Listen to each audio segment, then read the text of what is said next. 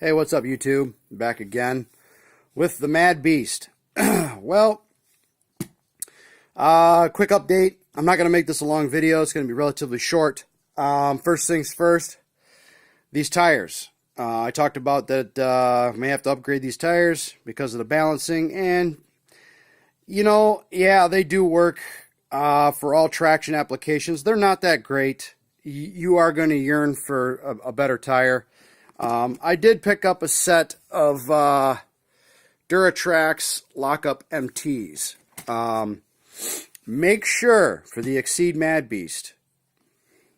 Now, of course, the camera's not going to work. But anyway, for the Exceed Mad Beast, make sure you pick up a set with the 1/2-inch offset. And here's the baggie, and here's the number on the baggie. There you go. Now she focused in.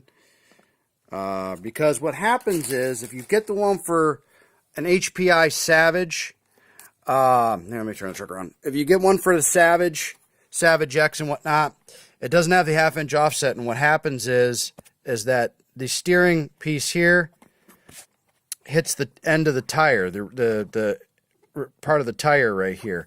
So you need the 1/2-inch offset to accommodate that, because these tires are significantly wider than the stock ones. Okay, number 2 on the truck, the pinion. Let me go over here. Now, as you can see here, I have the pinion off of the motor. Okay, now what I got here is, it's a Robinson Racing. Let me get up here in the light. There you go. Okay, now I took a micrometer, and let me set these down, and you can see the difference here. I took a micrometer and mic'd these two pinions out. The Robinson Racing pinion here on your left, and the stock Exceed Mad Beast spur gear is on the right. The Robinson Racing pinion is almost exactly 1 millimeter wider in the teeth area, and obviously through the whole pinion, as it is for that. Now here, let me see if I can get the calipers in here, and I'll show you. Yeah, about 5.32, and here,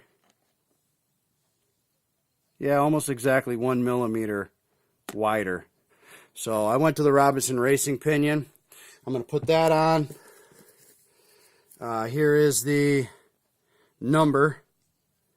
It is a 5mm pinion shaft, Mod 1. I was wrong in my other video when I said about being a Mod 8 pitch. They are not Mod 8 on this truck. It is Mod 1. And I can show you here. Well, the lighting is not going to be the greatest. Now I have my big-ass hands in the way. Let me see if I go this way with it. See it? It rolls around the spur gear just fine. So it's not Mod 8 32 pitch. It's Mod 1, which I guess is common in some of the short course four-wheel drives, various other four-wheel drive electric buggies. Other than that, one last thing to cover on this video is that these bodies, yes, these bodies, I took it out yesterday and drove it, had a wreck. Very common, high-powered system, 4S LiPo, right here on top of the body. Look at this. It's all cracked up right here. It took a pretty good hit. I don't know if you can see it. So you can see it through the light there. And then it cracked all the way back here as well. So yeah. Was it fun for the immediate time I drove it? Yes, it was. Unfortunately for me, however, the body didn't survive, cracked up in the very first crash. So, yeah, it becomes an expensive truck right out of the gate.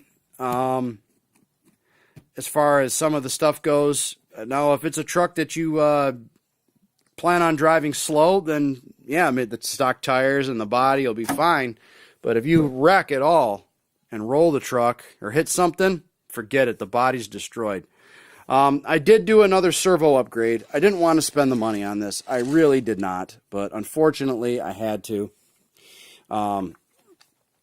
I put on the RPM skid plate from a Savage X, this was a direct bolt up. The only thing you have to do is take this plastic plate here because it's molded on an angle because of the Savage chassis. What you got to do is take this thing and put it in boiling water. I let mine boil for almost 15 minutes, took it out, hung onto it with a towel, dried it off, and then ran over to the truck and put it on. It's not perfectly flat, but it's close, and it protects the transmission. And lastly, the servo.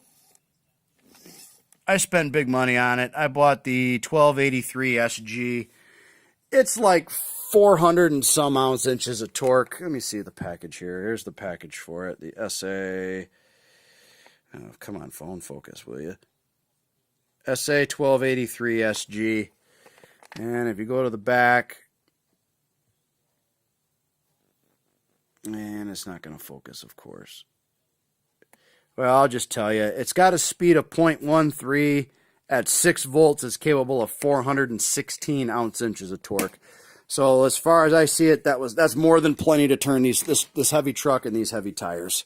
And on 6 volts, it seems to do the job. So there you go. As far as breakages, no breakages of the actual vehicle, hard components, suspension-wise, or anything. So yeah, there you go. That's it. I do have a body coming in for it. I ordered one. I decided to go with a Parma, just due to the fact that I really didn't like anything at the other manufacturers, like Proline, and there's another shameless plug for Parma and Proline. I didn't like their body choices from Proline, to be honest with you. I decided to order a body from Parma. It's the Exciter, X-CITER, and it's for the HPI Savage. The wheelbase on this is a little longer than a Savage, so hopefully that body will fit. So other than that, that is my so far that's been my final thoughts on this truck. I'll know more once I get the other items in and get everything bolted up. We'll see how it looks, and we'll get out there and we'll do a little more driving around with it, especially with these new lockup tires. We'll see how it is, and I can kind of more or less give you my final thoughts on it. Is this truck worth it?